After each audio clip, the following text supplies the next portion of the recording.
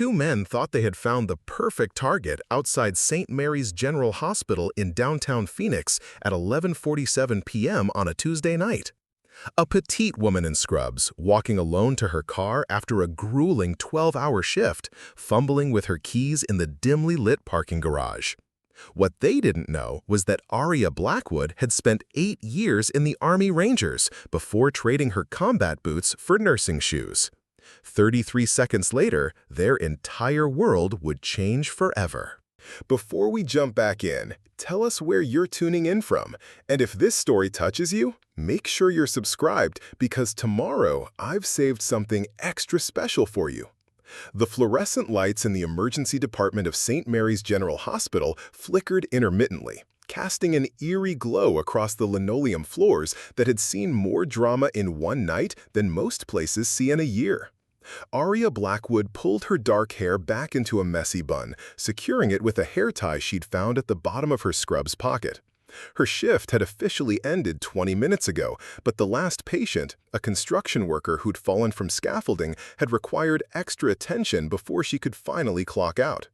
At 29 years old, Aria had already lived more lives than most people twice her age. The other nurses knew bits and pieces of her story, that she'd served overseas, that she'd changed careers after her military service, but none of them knew the full extent of what those 8 years in the Army Rangers had entailed. The classified missions in Afghanistan, the hand-to-hand combat training that had become as natural as breathing, the split-second decision-making that had kept her unit alive in situations most people couldn't imagine. Now, as she walked through the nearly empty corridors of the hospital, her sneakers squeaking softly against the polished floor, Aria appeared to be nothing more than another exhausted healthcare worker heading home after a long shift. Her small frame, 5'4" and barely 125 pounds, often led people to underestimate her. It was a misconception she'd grown accustomed to, and sometimes it worked to her advantage. The emergency department had been particularly brutal tonight. 3 car accidents, 2 domestic violence calls, a drug overdose, and a heart attack had kept the entire staff running non-stop since her shift began at noon. Aria had assisted with emergency surgery, comforted grieving family members, and administered medications that would help people see another sunrise. It was rewarding work, but it was also physically and emotionally draining in ways that even combat hadn't prepared her for. As she pushed through the heavy glass doors leading to the staff parking garage, the cool October air hit her face like a welcome relief. Phoenix and autumn was still warm during the day, but the nights brought a crisp coolness that reminded her of the mountains back home in Colorado, where she'd grown up hiking and camping with her father before he'd passed away when she was 16. The parking garage was poorly lit, with several fluorescent bulbs burned out and others flickering sporadically. Hospital administration had been promising to upgrade the lighting system for months, but budget constraints kept pushing the project further down the priority list. Most of the day shift nurses had complained about the safety concerns, but Aria had never given it much thought. After spending years moving through hostile territory under the cover of darkness, a dimly lit parking garage in downtown Phoenix didn't register as particularly threatening. Her white Honda Civic was parked on the 3rd level, tucked between a massive pickup truck and a minivan covered in family stickers. She chose the spot that morning because it offered some shade during the scorching afternoon hours, but now the shadows created by the larger vehicles made the area even darker than the rest of the garage. As Aria approached her car, she noticed 2 figures near the elevator bank, about 50 feet away. In her peripheral vision, she could see them watching her, but she didn't alter her pace or show any sign that she detected their attention. Years of training had taught her to maintain situational awareness without appearing alert or suspicious. The key was to gather information while projecting the image of an easy target until the moment when that projection was no longer useful. The sound of footsteps echoing off the concrete walls grew closer. She could hear them trying to move quietly, but their inexperience showed in the way their shoes scuffed against the ground and how their breathing had become slightly labored with nervous anticipation. The taller one whispered something to his companion, but Aria couldn't make out the words. It didn't matter. Their intentions were clear enough. As she finally located her keys, Aria allowed herself a small smile. These two had picked the wrong target on the wrong night.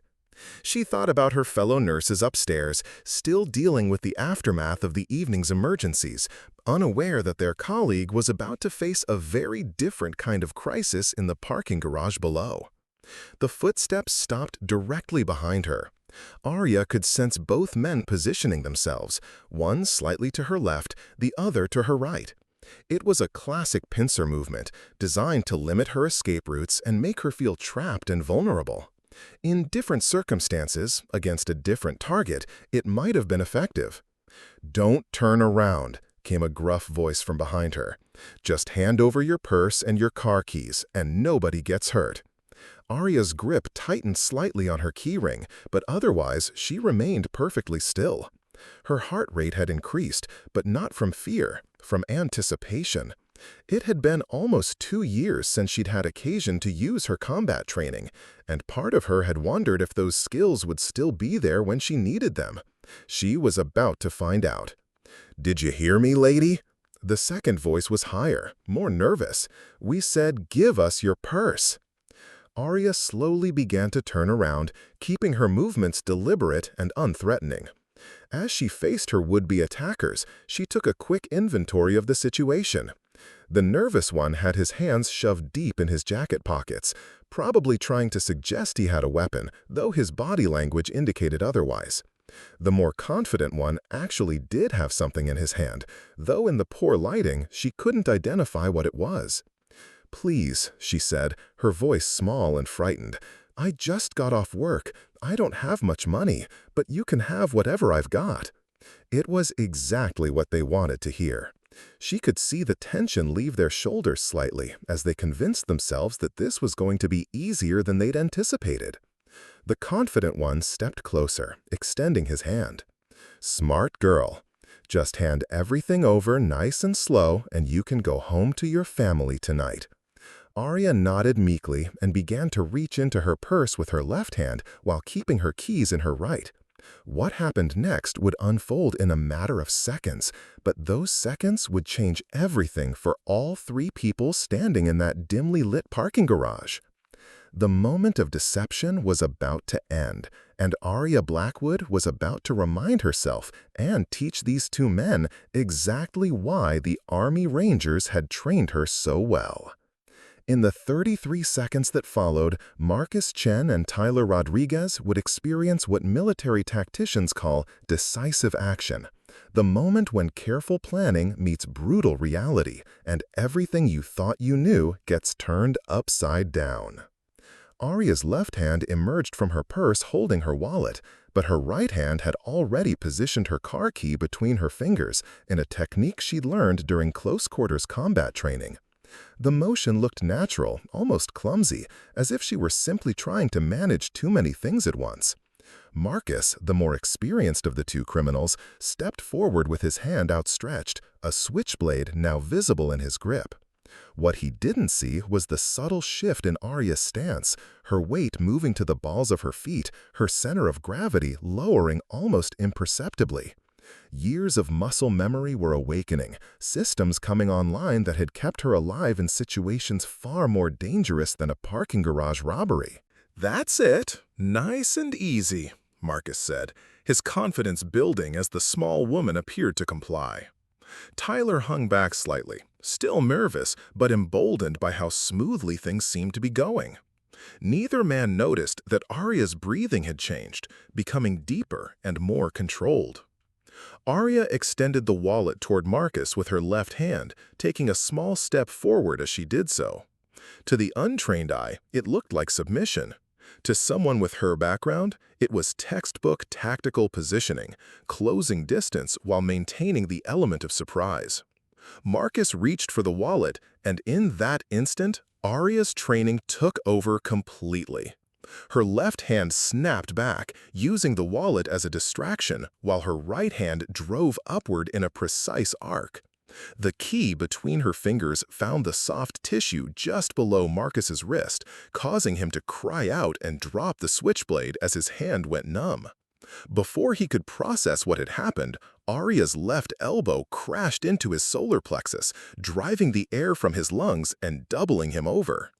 Tyler barely had time to register that something had gone catastrophically wrong before Arya was already moving toward him. Her years in the Rangers had taught her that in multi-opponent situations, you neutralize threats in order of capability, and Tyler had just become her primary concern. "What the hell?" Tyler began, but his words were cut short as Arya's knee connected with his midsection. Unlike Marcus's surprised yelp, Tyler's reaction was more of a wheeze as he folded forward, instinctively bringing his hands up to protect his face. This gave Arya the opening she needed. Her palm strike caught him under the chin, snapping his head back and causing him to stumble backward until he hit the concrete wall of the parking garage. The impact echoed through the space with a sound like a wooden bat hitting a baseball. Marcus, still trying to recover from the initial attack, made the mistake of lunging at Arya from behind. Combat reflexes kicked in as she heard his footsteps approaching. She spun low, her legs sweeping his feet out from under him. Marcus hit the concrete hard, the sound of his body impacting the floor mixing with his grunt of pain and surprise. Both men were on the ground now, but Arya's training had taught her never to assume a threat was neutralized until it was completely incapacitated. Marcus was already trying to push himself up, blood running from where he'd scraped his face on the rough concrete.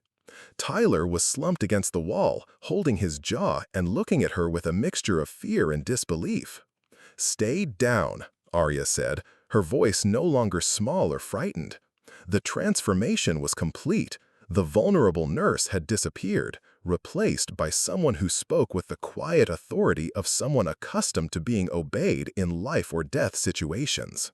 Preparing and narrating this story took us a lot of time, so if you are enjoying it, subscribe to our channel. It means a lot to us. Now, back to the story.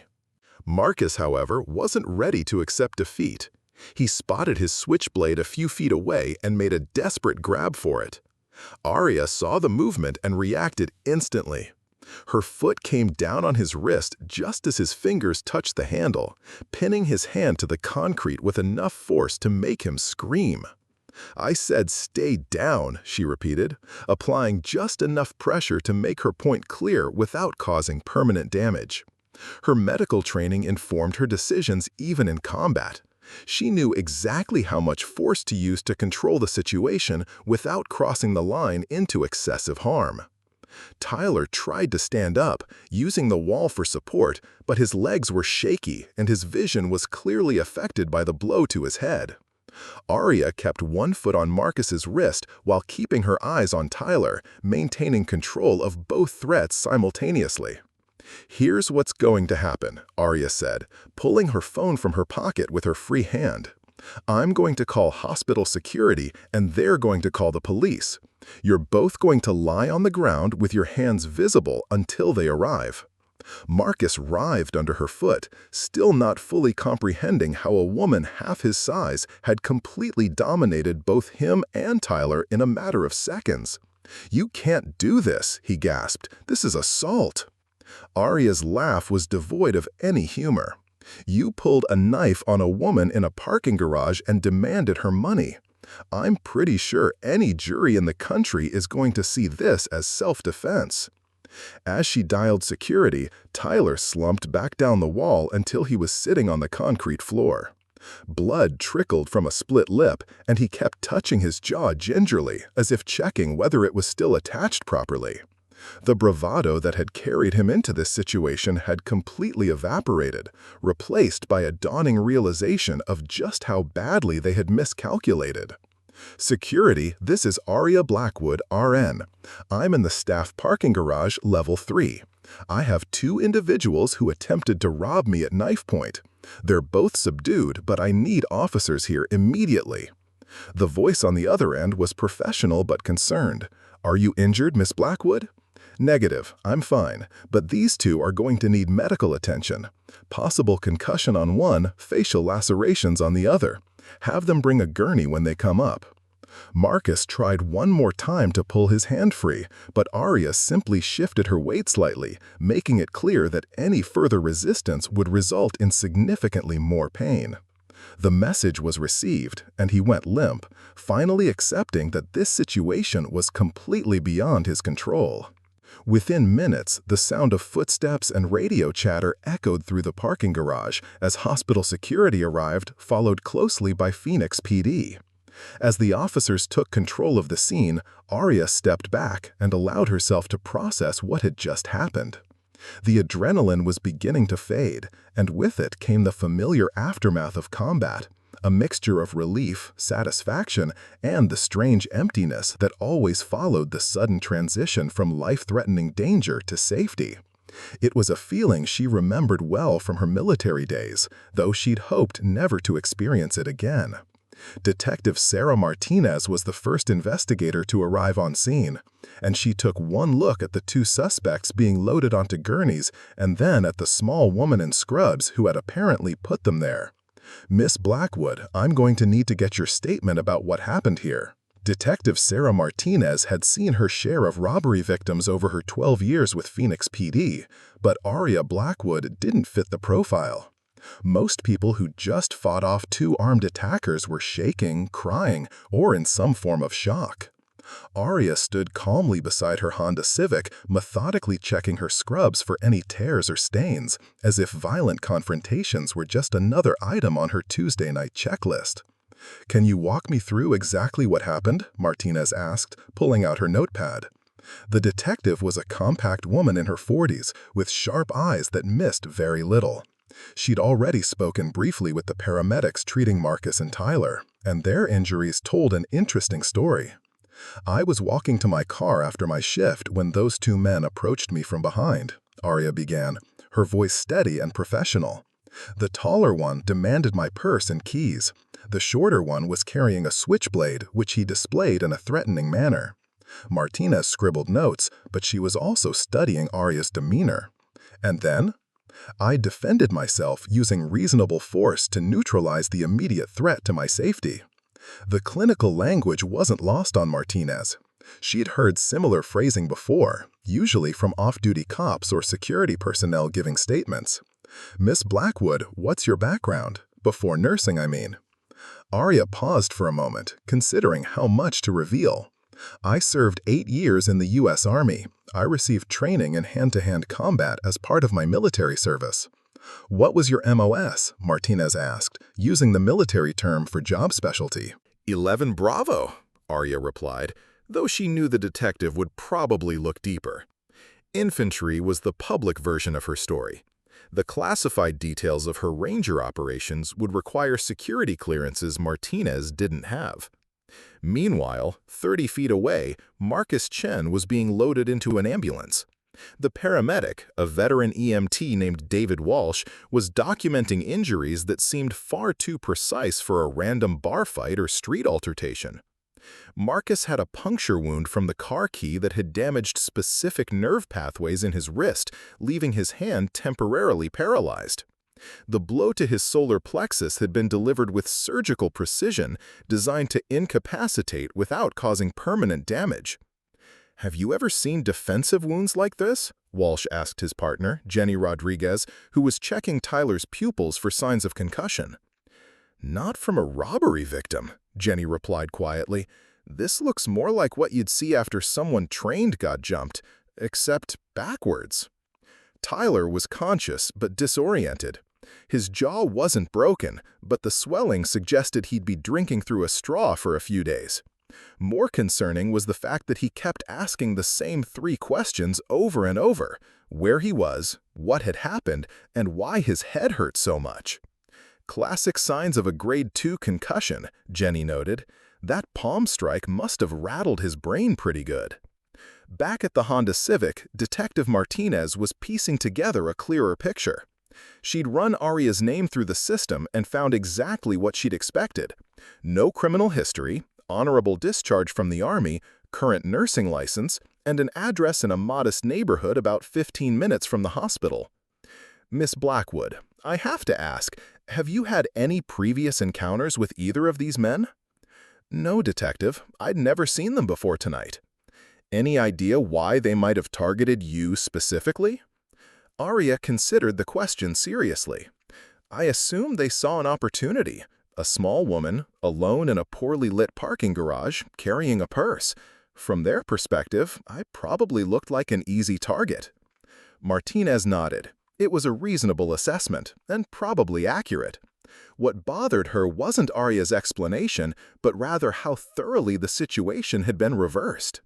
She'd investigated hundreds of robberies, and they usually ended one of three ways.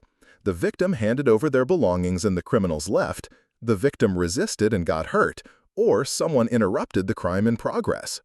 She'd never seen a case where the intended victim had single-handedly hospitalized both perpetrators. "I'm going to need you to come down to the station tomorrow to give a formal statement," Martinez said, "and there will probably be a follow-up investigation. Anytime force is used in a situation like this, we have to document everything thoroughly." "Of course, I understand the procedure." As Martinez closed her notepad, she noticed something that had been nagging at her throughout the interview. Arya's breathing was completely normal. Her hands were steady, and there wasn't a drop of sweat on her forehead, despite having just been in what most people would consider a life-threatening situation. It was the kind of physiological control that came from extensive training and repeated exposure to high-stress situations. "One more question," Martinez said. "When you were in the Army, did you ever serve overseas?" Arya's hesitation was barely perceptible, but Martinez caught it. "Yes, I did. 3 deployments." "Combat deployments?" "Detective, I'd prefer to keep my military service separate from tonight's incident, if that's possible. What happened here was a civilian matter. 2 men tried to rob me, and I defended myself. My background is relevant only insofar as it explains why I was able to do so." Martinez respected the boundary, but made a mental note to dig deeper into Arya's service record. Something about this whole situation felt like there was more to the story, though she couldn't put her finger on exactly what. By now, a small crowd had gathered. Hospital staff who'd heard about the incident had come down to check on their colleague, and several security guards were documenting the scene. Word was already spreading through the emergency department that quiet, mild-mannered Arya Blackwood had taken down 2 armed robbers in the parking garage. Dr. Patricia Hammond, the ER director, pushed through the crowd with the kind of authority that came from 20 years of managing crisis situations. She was a tall, silver-haired woman who commanded respect from everyone in the department, and she looked genuinely concerned as she approached Arya. "Are you hurt?" she asked, giving Arya a quick visual assessment. "I'm fine, Dr. Hammond, just ready to go home." "Absolutely not. You're coming back upstairs so we can check you over properly. Protocol for any staff member involved in a violent incident." Arya started to protest, but Hammond cut her off with a look that brooked no argument. "Non-negotiable, Blackwood. You can ride the elevator up, or I can have security carry you. Your choice." Detective Martinez watched this exchange with interest. Even after everything that had happened, Arya was still thinking like a nurse, more concerned about procedure and other people's needs than her own welfare. It was either admirable dedication or a sign that she was compartmentalizing trauma in ways that might be problematic later.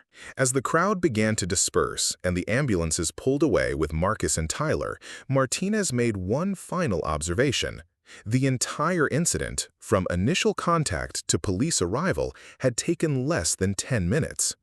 In that brief window, 2 men who'd started the evening planning to commit a simple robbery had instead become patients in the very hospital where their intended victim worked. The irony wasn't lost on anyone involved, least of all Arya herself, who was already calculating which of her colleagues would likely end up treating the 2 men she'd just put in the hospital. It was going to make for some interesting conversations during tomorrow's shift change. Martinez climbed into her patrol car and sat for a moment, reviewing her notes. Something about this case was going to stick with her, she could already tell. Not because it was particularly complex or unusual, but because of the questions it raised about the woman at the center of it all. Who exactly was Arya Blackwood? And what had she really done during those 3 combat deployments that she didn't want to discuss? The next morning brought an unexpected visitor to Arya's modest 2-bedroom apartment in the Ahwatukee neighborhood. FBI Special Agent Rebecca Torres had driven across town at 7 a.m. with a cup of coffee that had already gone cold and a file folder that contained far more questions than answers. Arya answered the door wearing civilian clothes for the first time since the incident, jeans and a University of Colorado sweatshirt that had seen better days. Without her hospital scrubs, she looked even younger than her 29 years, though Torres noticed immediately that her posture remained alert and controlled. "Miss Blackwood, I'm Special Agent Torres with the FBI. I'd like to discuss last night's incident with you if you have a few minutes." Arya stepped aside to let her in, gesturing toward a small living room that was neat but sparsely furnished. The apartment felt temporary, like someone who hadn't quite decided whether Phoenix was home or just another assignment. Torres noted the lack of personal photographs, the absence of decorative items, and the way the furniture was arranged to provide clear sightlines to both the front door and the sliding glass door leading to a small balcony. "Coffee?" Arya offered, though Torres suspected she was really buying time to figure out why the FBI was interested in a parking garage robbery. "That would be great, thanks." As Arya moved around the small kitchen, Torres studied the few personal items that were visible. A diploma from the University of Colorado nursing program hung next to what looked like a commendation certificate, though she couldn't read the details from across the room. A small bookshelf held mostly medical textbooks and a few novels, but tucked between them was something that caught her attention: a worn copy of On Combat by Dave Grossman, a book typically read by law enforcement and military personnel dealing with the psychological effects of violent encounters. "So what brings the FBI to my apartment?" Arya asked, returning with 2 mugs of coffee that smelled significantly better than the convenience store version Torres had been drinking all morning. "Your name came up in our system last night after the Phoenix PD filed their initial report. Specifically, your military service record triggered an automatic flag." Arya sat down in an armchair that positioned her with a clear view of the door, leaving Torres to take the couch. "What kind of flag?" "The kind that gets generated when someone with your particular background gets involved in a violent altercation, even as the victim." Torres opened her file folder and glanced at the first page. "According to what I can access, you served with the 75th Ranger Regiment. Is that accurate?" "Yes." "And you were deployed to Afghanistan 3 times between 2016 and 2022? "That's correct." Torres waited for Arya to elaborate, but she didn't. It was a technique the agent recognized. Answer the specific question asked, volunteer nothing additional. Maintain control of the information flow. It was exactly what Torres would have done in the same situation. "Ms. Blackwood, I'm going to be direct with you. The way you handled those 2 men last night suggests training that goes beyond standard infantry combat skills. The precision, the tactical awareness, the ability to engage multiple targets, that's specialized training." Arya sipped her coffee and remained silent. "What I'm trying to understand," Torres continued, "is whether last night's incident was truly random, or if there's something else going on." "Such as?" "Such as whether Marcus Chen and Tyler Rodriguez targeted you specifically because of who you are, not just because you looked like an easy mark." For the first time since Torres had arrived, Arya's expression shifted slightly. "What do you mean, who I am?" I mean, someone who spent 6 years in special operations units that don't officially exist, conducting missions in places the U.S. government doesn't officially operate. Torres leaned forward. "I mean, someone who was discharged with a medical pension after an IED incident in Kandahar province that resulted in classified casualties and a mission that was immediately buried in black ink redactions." The room went very quiet. Arya set down her coffee mug with deliberate care, and Torres could practically see her running threat assessments and calculating response options. "Agent Torres, I think you've confused me with someone else. I was a regular in the Army, 11 Bravo Infantry. I was injured in an IED attack and medically discharged. End of story." That's the official version, yes, but official versions don't usually require security clearances to access, and they don't typically result in someone receiving a disability rating for classified combat-related injuries. Torres pulled a document from her folder and placed it on the coffee table between them. It was heavily redacted, but Arya could see her name and service number clearly visible at the top. This is a casualty report from October 15, 2022. It lists you as wounded in action during Operation. Torres squinted at the document. Well, the operation name is blacked out, along with the location, the unit designation, and pretty much everything else except your name and the fact that you spent 3 weeks at Landstuhl Regional Medical Center before being transferred to Walter Reed. Arya didn't look at the document. What's your point, Agent Torres? My point is that people with your background sometimes attract attention from individuals who might want to settle old scores, or who might see value in targeting someone with access to classified information. I don't have access to classified information anymore. I'm a nurse. But you still have it up here, Torres said, tapping her temple. Mission details, operational procedures, personnel information, that doesn't just disappear when you get discharged. The implication hung in the air between them. Torres was suggesting that last night's robbery attempt might have been something more sophisticated, a kidnapping attempt, an intelligence-gathering operation, or worse. Agent Torres, I appreciate your concern, but I think you're overthinking this. 2 men saw a woman alone in a parking garage and tried to rob her. They picked the wrong target. Sometimes it really is that simple. Torres studied Arya's face carefully. Either she genuinely believed what she was saying, or she was exceptionally good at maintaining operational security even in civilian life. Given her background, both possibilities were equally likely. Maybe you're right, Torres said, closing the folder. But I'm going to ask you to keep my card and call me if anything unusual happens. Anything at all. Strange phone calls, people asking questions about your military service, anyone showing unusual interest in your daily routine. As Torres prepared to leave, she turned back with one final question. Ms. Blackwood, in your professional opinion, how long do you think it would have taken those 2 men to die from their injuries if you hadn't held back? The question caught Arya off guard, and for just a moment, Torres saw something flicker behind her eyes. A calculation, cold and precise. I'm a nurse, Agent Torres. My job is to preserve life, not take it. That wasn't what I asked. Arya met her gaze steadily. About 40 seconds for the one with the wrist injury. Severed radial artery would have caused him to bleed out quickly. The other one, maybe 3 minutes, if the blow to his head had been 2 inches higher and delivered with full force instead of controlled impact. The clinical assessment was delivered in the same tone Arya might use to discuss medication dosages or treatment protocols. It was exactly the kind of response Torres had expected from someone with Arya's background, and it confirmed every suspicion she'd had about what had really happened in that parking garage. Thank you for your honesty, Torres said, handing her business card. And, Ms. Blackwood, watch your back. 3 days after Agent Torres's visit, Arya was back in the emergency department when her world shifted again.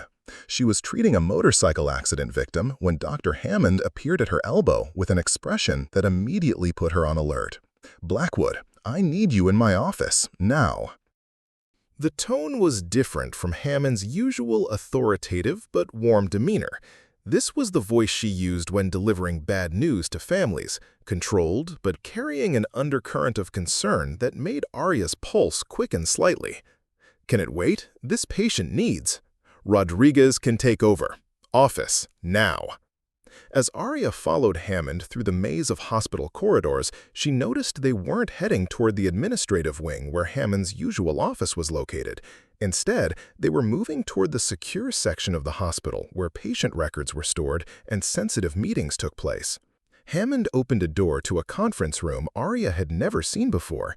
Inside, Agent Torres was seated at a polished table next to a man in his 50s wearing a charcoal gray suit that screamed federal government. A laptop was open in front of them, displaying what looked like surveillance footage. Miss Blackwood, this is Deputy Director James Mitchell from the FBI's Counterintelligence Division, Torres said without preamble. We need to talk. Mitchell stood and extended his hand. His grip was firm but brief, and his eyes had the flat, assessing quality of someone accustomed to evaluating threats and assets in equal measure. Please, sit down, Mitchell said, gesturing to a chair across from them. What I'm about to show you is classified, but given the circumstances, you need to see it. He turned the laptop screen toward Arya. The footage was grainy, clearly from a security camera, and showed what appeared to be the interior of a prison visiting room. A man in an orange jumpsuit sat across from another man in civilian clothes, their conversation inaudible but animated. "This was recorded yesterday at the Maricopa County Jail," Mitchell explained. "The man in orange is Marcus Chen, one of your parking garage friends. The man visiting him is Viktor Petrov, a Russian national who entered the country 6 weeks ago on a tourist visa." Arya studied the screen, her training automatically cataloging details about body language, facial expressions, and the dynamics of the conversation. The visitor was clearly in control of the interaction, while Marcus appeared nervous and defensive. "Petrov has been on our radar for the past 2 years," Torres added. "He's what we call a talent spotter. He identifies and recruits assets for Russian intelligence operations. His specialty is finding people with access to sensitive information or strategic positions." The implications hit Arya like a physical blow. "You think Marcus was working for him?" "We think Marcus was supposed to deliver you to him," Mitchell said bluntly. "The robbery was just a cover story. They needed a plausible reason to get you isolated and vulnerable." Hammond, who had been silent up to this point, leaned forward. "Arya, how much of your military service involved classified operations?" The question came from her supervisor, but the tone made it clear this was now an official interrogation. Arya looked around the room, understanding that her life had just become exponentially more complicated. "Dr. Hammond, I signed non-disclosure agreements that are still in effect. I can't discuss." "Miss Blackwood," Mitchell interrupted, "your NDAs are superseded by national security concerns. We need to know exactly what kind of information you have access to and why Russian intelligence might consider you a valuable target." Arya was quiet for a long moment, weighing options and calculating risks. Finally, she spoke, her voice carefully controlled. "I was part of a joint task force that conducted deep reconnaissance missions in Afghanistan and Pakistan between 2018 and 2022. Our unit was tasked with identifying and eliminating high-value targets associated with arms trafficking between Russian-backed militias and Taliban forces." Mitchell and Torres exchanged glances. This was clearly more significant than they'd anticipated. "Define eliminating," Torres said. "Both capture and kill operations, depending on the intelligence value of the target and the tactical situation." "How many missions?" 47 confirmed operations over 4 years. The room went silent. Mitchell closed the laptop and leaned back in his chair, processing the implications of what Arya had just revealed. "Miss Blackwood, you personally conducted 47 classified operations against targets that likely included Russian assets. The task force conducted 47 operations. I was part of a 6-person team. And you have detailed knowledge of Russian operational methods, personnel, and strategic objectives in that region?" Arya nodded slowly, beginning to understand why a parking garage robbery had escalated into a federal counterintelligence matter. Hammond looked stunned. In the 3 years Arya had worked at St. Mary's, she'd given no indication that her military service had involved anything more dangerous than routine patrols and convoy security. "There's more," Torres said, pulling a folder from her briefcase. "Tyler Rodriguez, the second man from the parking garage, died this morning." The statement hit the room with a thunderclap. Arya felt her blood pressure spike as her mind immediately went to the medical implications. How? His injuries weren't life-threatening. "Apparent suicide in his cell," Mitchell said, "except the autopsy revealed traces of a synthetic opioid that isn't available in the United States, the kind of thing that might be used to simulate a suicide while actually committing murder." Arya's training kicked in, and she began analyzing the tactical situation. If Tyler had been killed to prevent him from talking, it meant the operation was more sophisticated than a simple recruitment attempt. It suggested ongoing surveillance, prison infiltration capabilities, and a willingness to eliminate loose ends that indicated serious resources and commitment. "They're cleaning up," she said, more to herself than to the others. "Exactly," Torres confirmed, "which means you're still a target, and now they know their initial approach failed." "What's the next move?" Arya asked, slipping into operational thinking without realizing it. Mitchell smiled grimly. "That depends on you. We can offer you protection, relocation, new identity, witness protection program. Or," he paused, letting the alternative hang in the air. "Or," Arya prompted, Or you help us roll up Petrov's entire network. You become the bait that draws them into the open so we can identify and neutralize the threat permanently. Hammond stood up abruptly. Absolutely not. Arya is a nurse, not an intelligence operative. I won't have my staff used as bait in some federal sting operation. Dr. Hammond, Mitchell said calmly, with all due respect, this decision isn't yours to make. Miss Blackwood is the target of a foreign intelligence operation on American soil. That makes it a matter of national security. Arya looked around the room at the three faces staring at her, each representing a different path forward. Hammond wanted to protect her as an employee and colleague. Torres was focused on the law enforcement aspects of the case. Mitchell was calculating her value as an operational asset versus the risks of exposing her to further danger. But Arya was thinking about something else entirely.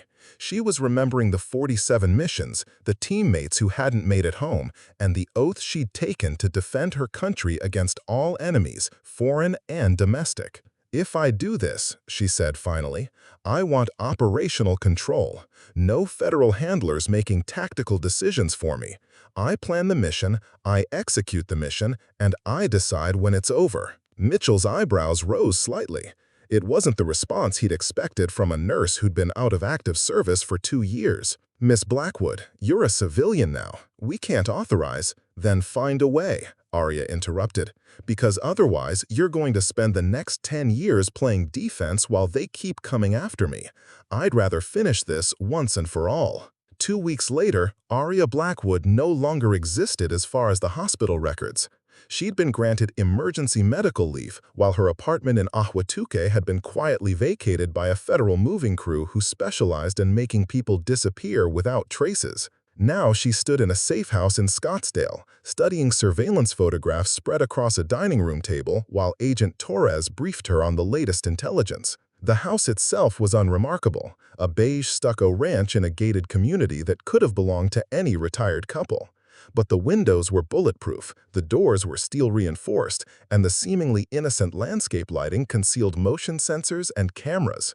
Petrov's been busy, Torres said, pointing to a series of time-stamped photos. He's made contact with at least 6 other individuals since Marcus was arrested. We think he's assembling a new team. Arya picked up one of the photographs. It showed Petrov sitting in a coffee shop across a woman in her 30s with short blonde hair and the kind of athletic build that suggested military or law enforcement background. Who's this? Elena Kozlov, former Spetsnaz, discharged under suspicious circumstances 3 years ago. She entered the country on a Canadian passport last week. Spetsnaz doesn't discharge people for suspicious circumstances, Arya observed, studying the woman's posture and facial structure. They disappear, which means she's either very good at what she does or she's working for someone with enough influence to protect her. Torres nodded approvingly. That's exactly what our analysts concluded. The fact that she's here suggests this operation has significant backing from Moscow. Deputy Director Mitchell emerged from the kitchen carrying a secure satellite phone and looking grim. We just got word from the hospital. Someone broke into the employee record system and accessed your personnel file along with files for 12 other nurses who work the night shift. Arya set down the photograph. They're building a pattern analysis, trying to figure out which one of us was the real target, or whether there are others with similar backgrounds. Which means they don't know for certain that Marcus was specifically after you, Torres added. They might think it was random, and they're casting a wider net. Or they're being thorough, Mitchell said. Either way, it confirms that they're not giving up. Arya walked to the window and looked out at the artificial serenity of the suburban neighborhood. 3 houses down, she could see a man washing his car with the kind of mechanical precision that suggested he was really watching the street. 2 houses in the other direction, a woman was gardening with tools that were positioned for quick access rather than efficient planting. The FBI had created a protective bubble around her, but it was also a prison. I need to get back out there, she said without turning around. Absolutely not, Mitchell replied immediately. The plan is to wait for them to make another move, then intercept. The plan isn't working, Arya interrupted, facing the room again. You've had Petrov under surveillance for 2 weeks, and all you've accomplished is watching him recruit more operatives while I sit here learning absolutely nothing new. Torres closed the file of surveillance photos. "What are you suggesting?" "I'm suggesting we stop playing defense and start playing offense. Give me a legend, put me back in circulation, and let them come to me on my terms instead of waiting for them to choose the time and place." Mitchell shook his head. "Too risky. If they've done their homework, they'll recognize you regardless of their identity." "Not if we give them exactly what they expect to see," Arya said, moving to the table where detailed floor plans of St. Mary's Hospital were spread out alongside the photographs. "They broke into the employee records, which means they're probably planning to approach me at work. So let's make that easy for them." She traced a finger along the hospital layout, identifying key positions and sight lines with the automatic precision of someone accustomed to planning tactical operations. "We put me back on the night shift, but with backup positioned throughout the hospital. When they make their move, we're ready for them. And if their move is to eliminate you rather than recruit you, then we make sure that's not an option for them." The room went quiet as Mitchell and Torres considered the proposal. It was aggressive, potentially dangerous, and completely contrary to standard FBI protective protocols. It was also, Mitchell had to admit, exactly the kind of operation that might actually work. "What kind of backup are we talking about?" he asked finally. Arya smiled for the first time since the meeting had started. "I want my old team." "Your old team is scattered across 3 continents on active assignment," Torres pointed out. "Not all of them. Staff Sergeant Jake Morrison is stationed at Luke Air Force Base, 20 minutes from here. Corporal Lisa Chen is running security for a defense contractor in Tempe, and Lieutenant Colonel David Park retired last year and moved to Flagstaff." Mitchell raised an eyebrow. "You've been keeping tabs on your former teammates?" "We stay in touch. It's what you do when you've been in situations where your life depended on the people around you." Torres was already pulling up files on her tablet. "Morrison, Jake, decorated Army Ranger, expert marksman, currently assigned to training duties at Luke. Chen, Lisa, communications specialist, Purple Heart recipient, security clearance still active. Park, David, 22-year career, retired as battalion commander, consultant for Homeland Security." "They'll come if I ask," Arya said with quiet confidence. "The question is whether you're willing to authorize it." Mitchell walked to the window and stared out at the same suburban landscape that had been bothering Arya. The safe house was secure, but it was also static. Static meant predictable, and predictable meant vulnerable to anyone with sufficient resources and patience. "There's something else to consider," he said finally.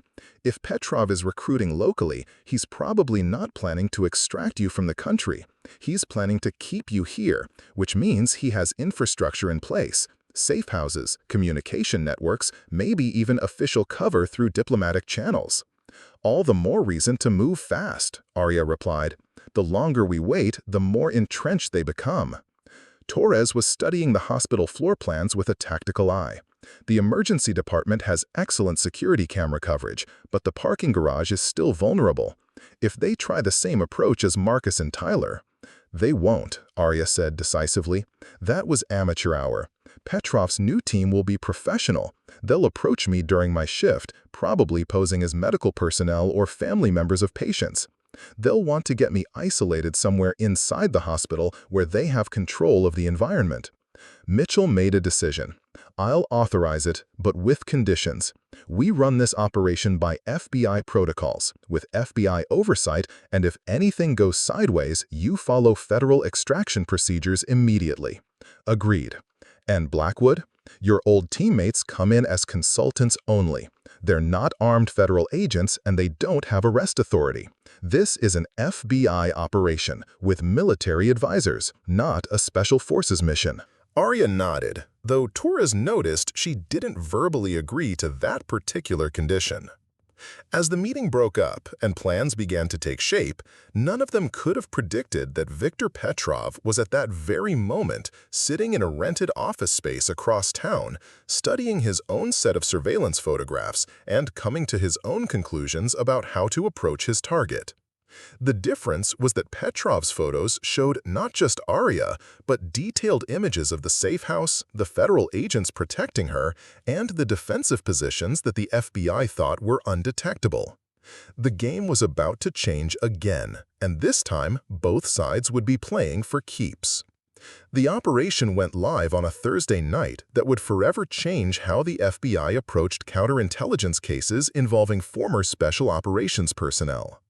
Arya walked through the familiar corridors of St. Mary's Hospital for the first time in 3 weeks, her footsteps echoing softly against the polished floors.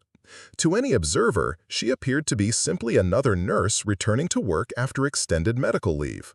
But concealed beneath her scrubs was a tactical communication device that connected her to a coordination center set up in an empty office on the hospital's 4th floor.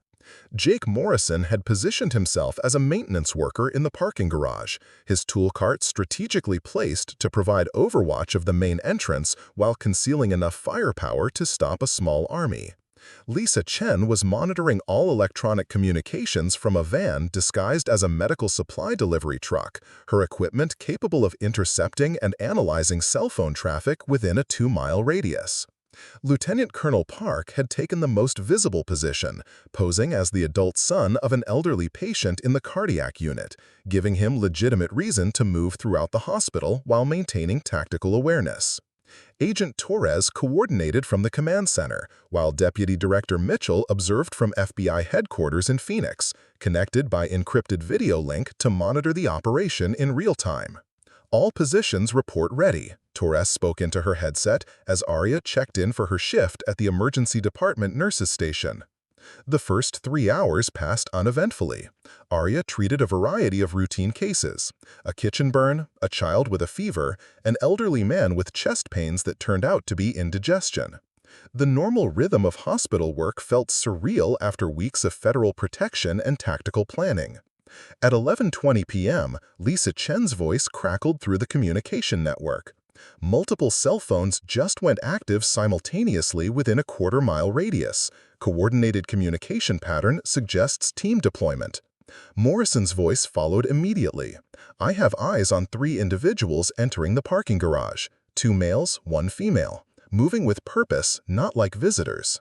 In the cardiac unit, Park reported, "Suspicious activity on the 3rd floor. 2 men in scrubs I don't recognize, carrying medical bags but moving like security personnel." Arya continued her patient assessment routine, but her awareness heightened. Through her peripheral vision, she noted the positions of her colleagues, the locations of security cameras, and the multiple exit routes available from the emergency department. "Target acquired," came a new voice through her earpiece. "Agent Torres. Petrov just entered through the main lobby. He's dressed as a doctor, but his credentials don't match our records." The pieces were falling into place exactly as Arya had predicted.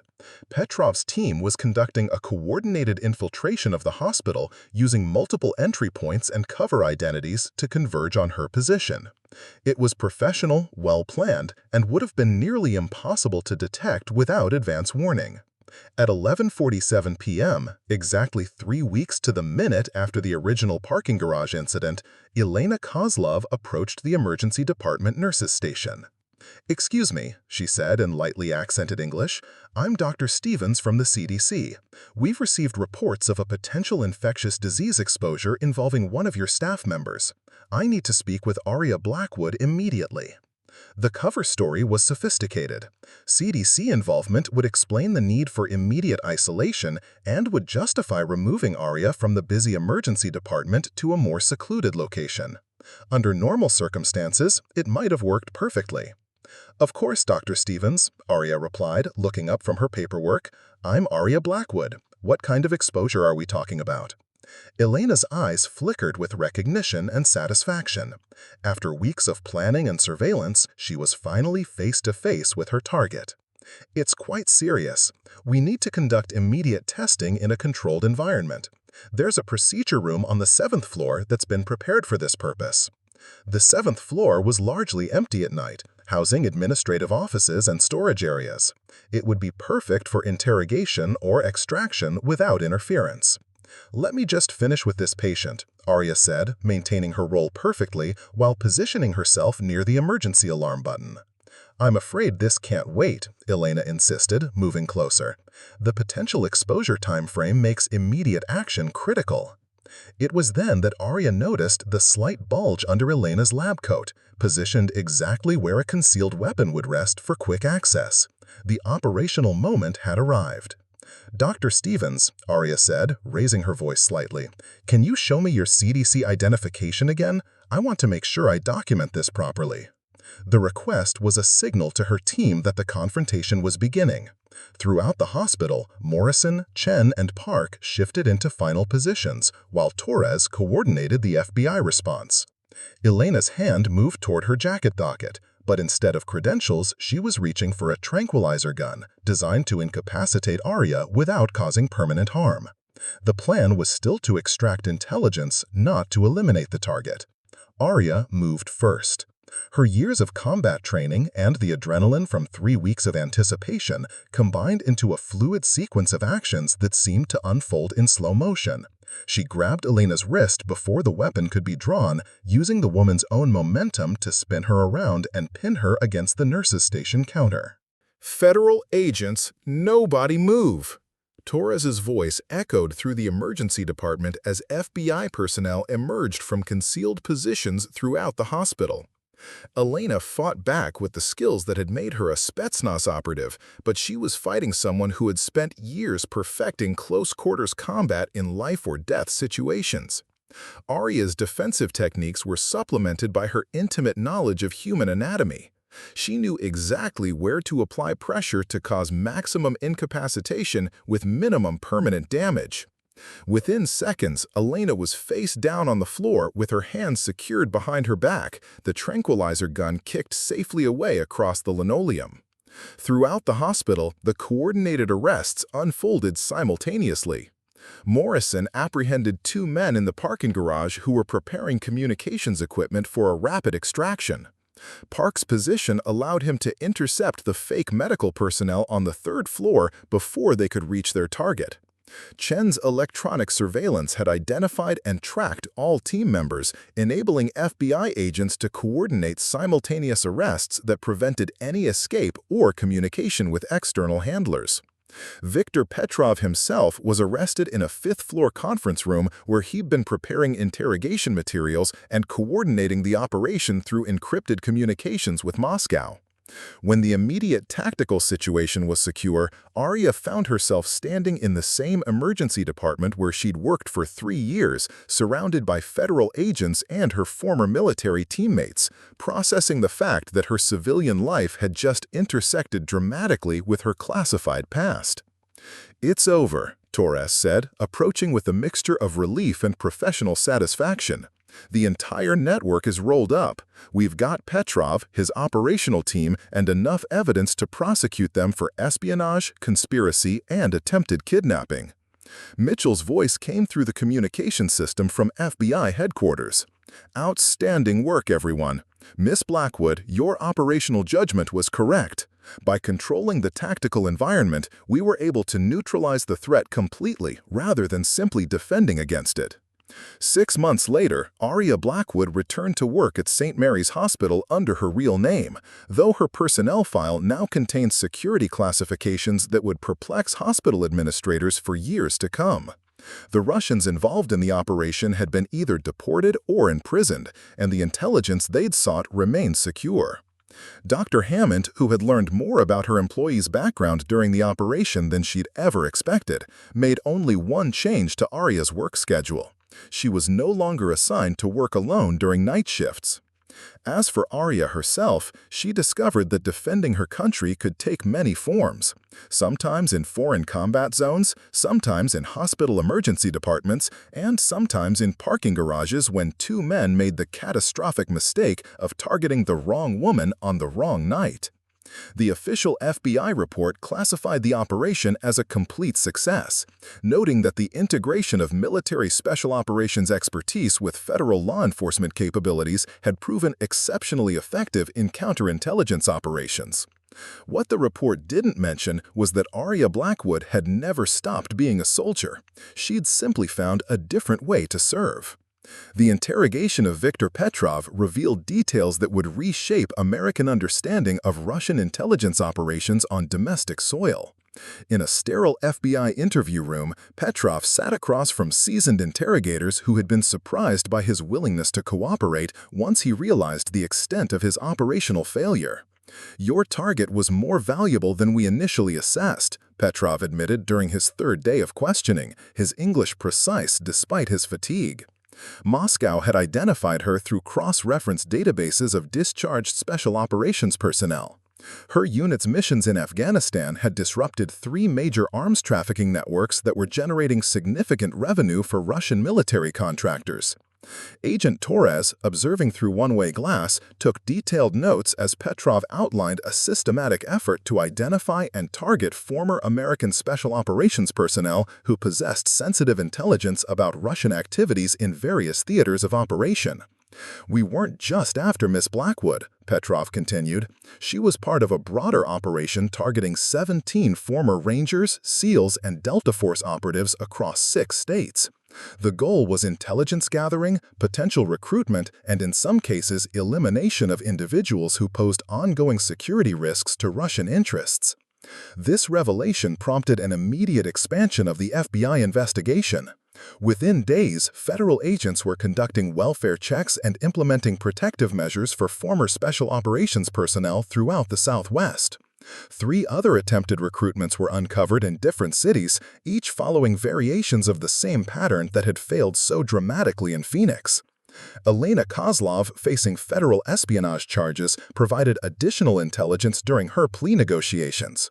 Her debriefing sessions revealed the sophisticated nature of Russian intelligence operations targeting veterans who had transitioned to civilian careers in healthcare, education, and other service sectors.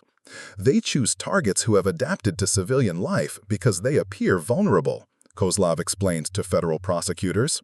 "Former soldiers working as teachers, nurses, social workers, they maintain security clearances but lack the protective infrastructure of active military personnel. The assumption is that their civilian environments make them accessible." The assumption had proven catastrophically wrong in Aria's case, but the intelligence suggested dozens of other veterans might be at risk from similar operations. Deputy Director Mitchell used these revelations to brief the Secretary of Defense and the Director of National Intelligence, leading to the establishment of new protective protocols for discharged special operations personnel. The briefing room in Washington fell silent as Mitchell outlined the scope of what they'd uncovered in Phoenix. "The Russian intelligence services have been systematically cataloging our former special operations personnel and their civilian employment," Mitchell reported.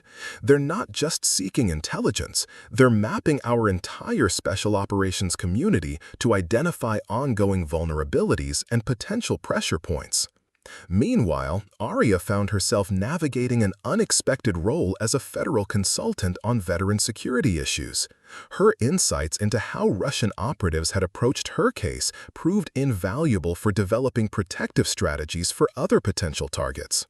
During one consultation session at FBI headquarters, she reviewed surveillance footage of attempted recruitments in other cities, identifying tactical patterns and operational signatures that federal analysts had missed.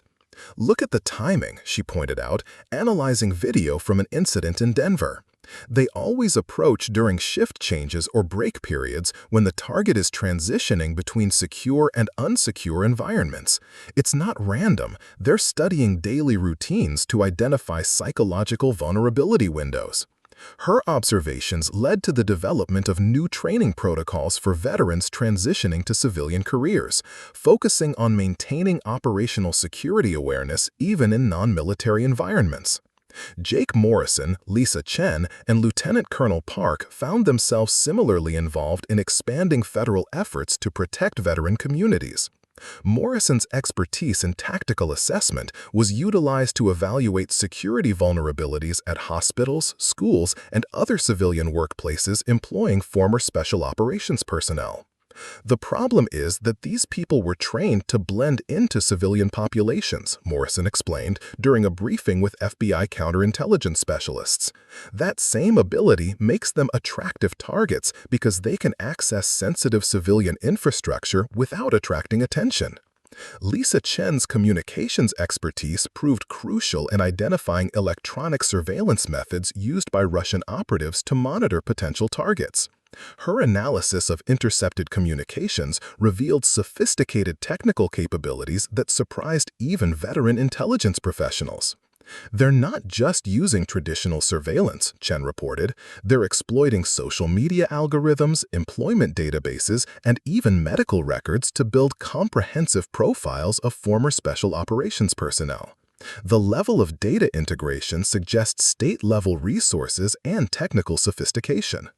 Lieutenant Colonel Park's administrative experience helped federal agencies understand how military personnel records could be exploited by foreign intelligence services.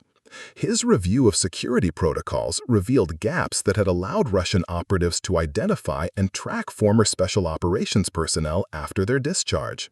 The discharge process for classified personnel needs complete overhaul, Park concluded after weeks of analysis.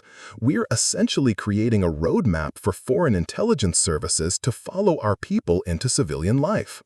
6 months after the Phoenix operation, congressional hearings began examining the broader implications of Russian intelligence targeting of American veterans. Arya found herself testifying before a closed session of the House Intelligence Committee, describing not only her own experience but the systematic vulnerabilities that had made such operations possible. "The men who approached me in that parking garage weren't random criminals," she told the assembled representatives. "They were part of a coordinated intelligence operation that had been months in planning.